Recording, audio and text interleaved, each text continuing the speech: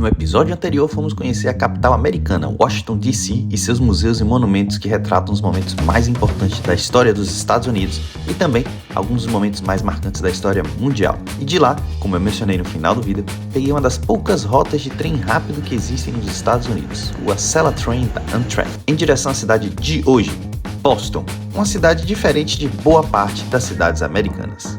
E uma coisa que eu gostei muito de Boston, que é, na minha opinião, diferente de várias cidades que eu conheci nos Estados Unidos já, é que ela é uma cidade mais compacta, uma cidade que realmente é mais caminhável do que várias outras americanas. Comparando com Washington, por exemplo, tinha aquelas avenidas que quem viu o vídeo viu até reclamando, são imensas.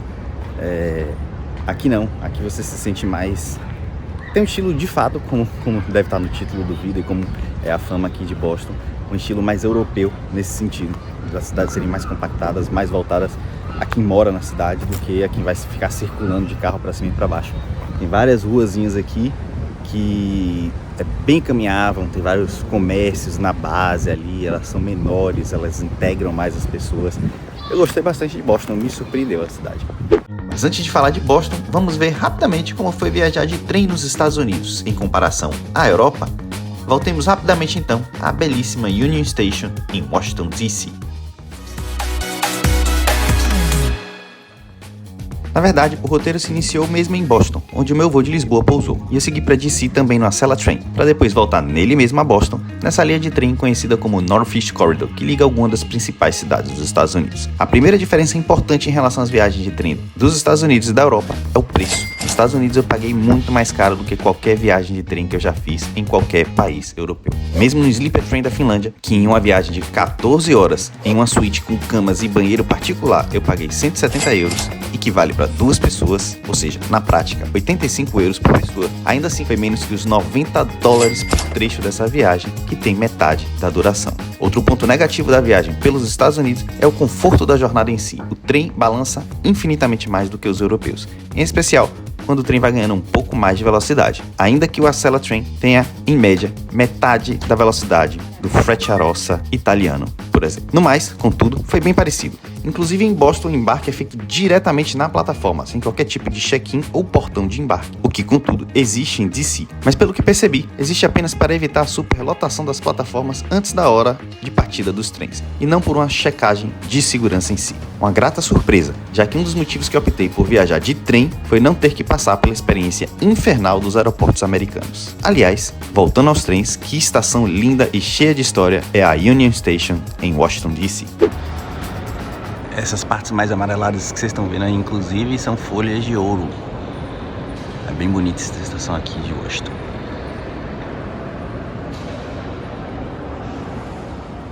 Uma coisa que eu prefiro bastante de Boston em relação a Washington, vocês não viram o vídeo, podem ver clicando aqui, é que Boston me parece uma cidade mais autêntica, mais real, uma cidade que foi realmente criada pela ocupação humana e não tão planejada e tão pensada para carros e não só para carros, para mostrar alguma coisa, ou enfim, muito planejada e sem dar o toque humano na cidade. Então, passear por Boston é muito interessante e realmente é uma das cidades mais europeias que eu já fui nos Estados Unidos. Essa estátua aí também é em homenagem ao Martin Luther King. Quem viu o vídeo de Washington viu que um dos monumentos que eu mais quis visitar lá era justamente em homenagem ao Martin Luther King, que é uma pessoa que eu admiro muito.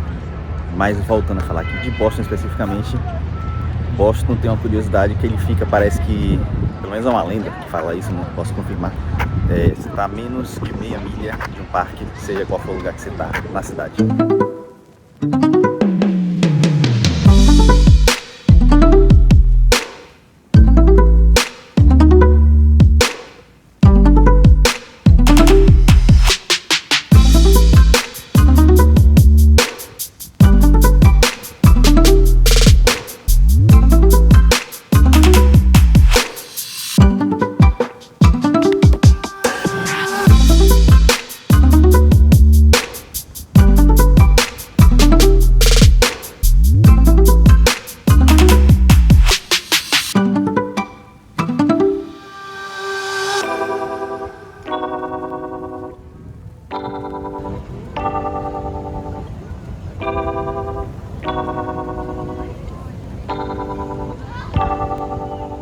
Boston também é uma cidade extremamente importante para os Estados Unidos, porque foi aqui que começou a Guerra da Independência Americana. com um negócio chamado Motim do Chá. E aqui tem até um barquinho, um navio, que é um museu, que é o Boston Tea Party, em que eles recriam toda essa revolução, que era uma briga contra a Inglaterra, a taxação da Inglaterra, e que foi simbolizada por esse Motim do Chá. Então, é mais uma curiosidade aqui sobre Boston e da importância dessa cidade para os americanos. E após esse evento histórico, que você pode saber muito mais se for até o Boston Tea Party, houve o forte desenvolvimento da cidade de Boston, com o surgimento de seus arranha-céus e largas avenidas. Mas para manter a história viva e até mesmo facilitar o turismo pela cidade, em 1951 foi criada a Freedom Trail, uma linha marcada nas calçadas e ruas de Boston e que, partindo do parque Boston Common, percorre, num circuito de 1,5 milhas, como dizem os americanos, com quase 2 km, alguns dos principais pontos turísticos da cidade, acabando no Bunker Hill Monument, que representa uma das mais sangrentas batalhas da Revolução Americana. Mas no caminho, passa ainda por uma rua que tem pontos turísticos bem menos violentos e mais, digamos assim, deliciosos. Não exatamente dentro da Freedom Trail, mas próximo o suficiente, você vai encontrar um ponto muito visitado pelos turistas, que é o Quincy Market. Apesar de muito mais cheio e muito mais caro do que o quase vizinho e muito mais local Boston Public Market, essa é uma das poucas vezes que eu recomendo mais o mercado turistão do que o local, já que no Quincy você vai encontrar alguns dos mais tradicionais quitutes de Boston, em especial o Lobster Roll e o Chowder, uma espécie de sopa de mariscos.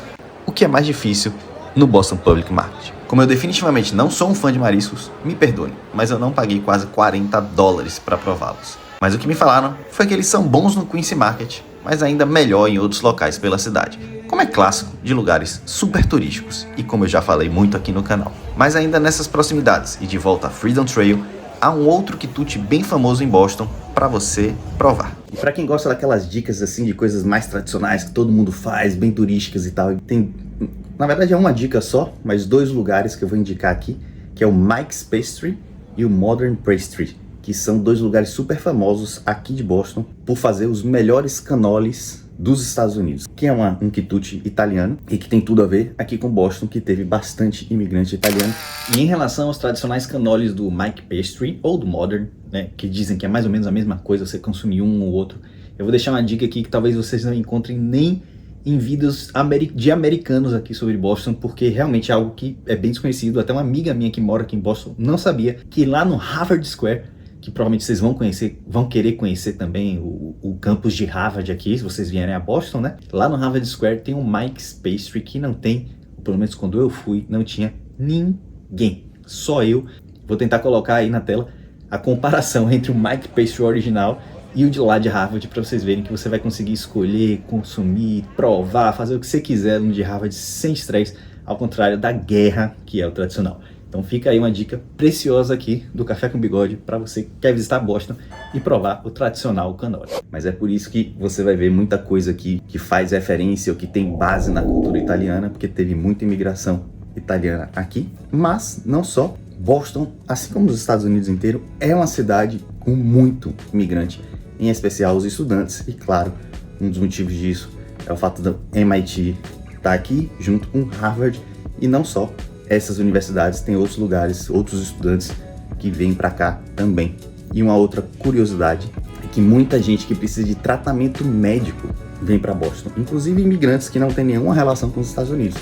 E um dos motivos para isso é que muitos desses imigrantes conseguem tratamento de saúde gratuito por aqui, coisa que nem os americanos conseguem, o que é também mais uma coisa curiosa. Além disso, vocês devem conhecer Boston por uma coisa muito marcante daqui, que é Harvard, mas não é só Harvard, né?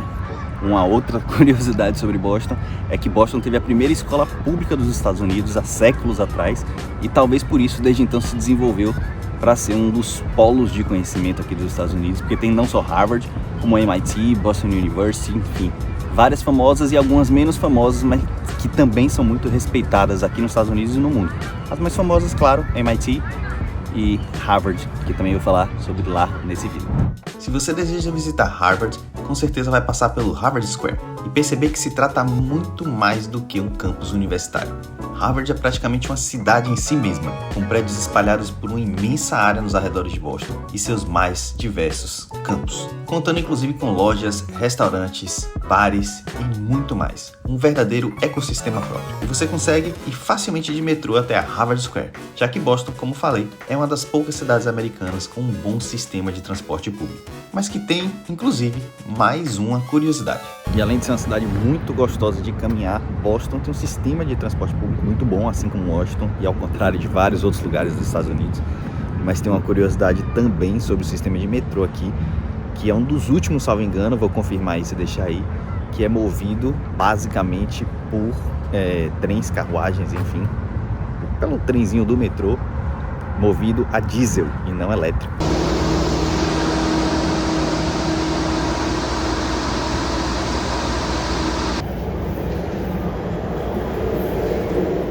Boston é conhecida como uma cidade americana que tem as características mais europeias aqui nos Estados Unidos. E um dos motivos disso, na verdade um dos motivos que comprova isso, é que 13% das pessoas que moram em Boston vão para o trabalho a pé. O que pode parecer até pouco, mas para os Estados Unidos é um número brutal de grande. E isso acontece porque é uma cidade que realmente é uma das cidades mais antigas dos Estados Unidos.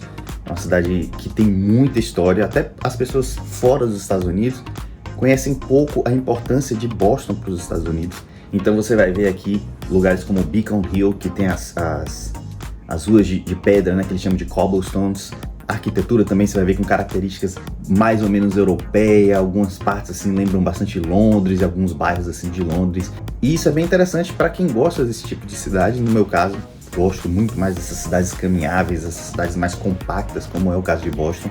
O tamanho da população de Boston é uma cidade relativamente pequena, menos espaçada, por exemplo, do que Washington, que é outro destino que eu fui nessa viagem. E mais do que isso, é uma cidade que tem outras características também que lembram muito as cidades europeias. Então são coisas bem interessantes dessa cidade que eu particularmente estou gostando muito, estou achando super interessante, me surpreendeu. É uma cidade cheia de vida e de fato você percebe que é uma cidade em que está tudo um pouco mais integrado, as pessoas estão um pouco mais próximas, as ruas são menores, são mais apertadas, não tem aquelas mega avenidas que tem em algumas cidades dos Estados Unidos, em especial no Texas. E mais uma curiosidade que muita gente às vezes não liga aos Estados Unidos, em especial em Washington também, é que a erva do Bob Marley é legalizada aqui em Boston desde 2016 e em Washington, capital dos Estados Unidos, desde 2015, então já vai fazer 10 anos lá. Só que, ao mesmo tempo, lembrando a todos que ainda não sabem, beber nos Estados Unidos é extremamente complicado. Você realmente só consegue beber nos Estados Unidos, beber álcool, a partir dos 21 anos. E aqui em Boston tem mais uma característica super interessante sobre isso, que é o seguinte: é proibido por lei aqui fazer happy hour. Na verdade, os esquemas de descontos em happy hour, aquela coisa de chopp dobrado, ou um drink por $5, por $10, etc. Isso é proibido por lei. Você pode ter as happy hours deals, né, que são as promoções de happy hour em relação à comida, em relação a álcool, proibido por lei. Para os amantes da Fórmula 1, Boston ainda foi a primeira cidade americana a ter o F1 Arcade, um bar incrível, repleto de simuladores e que eu descrevi melhor no Reels, lá no meu Instagram. Isso aqui é o paraíso na Terra. Não deixem de conferir depois. Sendo curioso que durante essa minha viagem, a outra unidade do F1 Arcade que foi aberta nos Estados Unidos foi em Washington, bem as duas cidades que visitei. Além disso, Boston é uma cidade repleta de bons restaurantes, bares e cafés, que em breve eu deixarei as dicas por escrito lá no blog, como de costume, para vocês que quiserem esse tipo de indicação. Para quem não viu eu comentar em alguns dos vídeos que eu já fiz aqui no canal, eu falo assim dos Estados Unidos que eu conheço bastante até, e eu morei aqui 2 vezes, eu morei uma fazendo high school em Michigan, inclusive eu estava aqui nos de setembro. Eu vou contar essa curiosidade no vídeo de Washington, que casou melhor lá de eu comentar isso lá, mas foi um momento bem curioso que aconteceu na minha vida.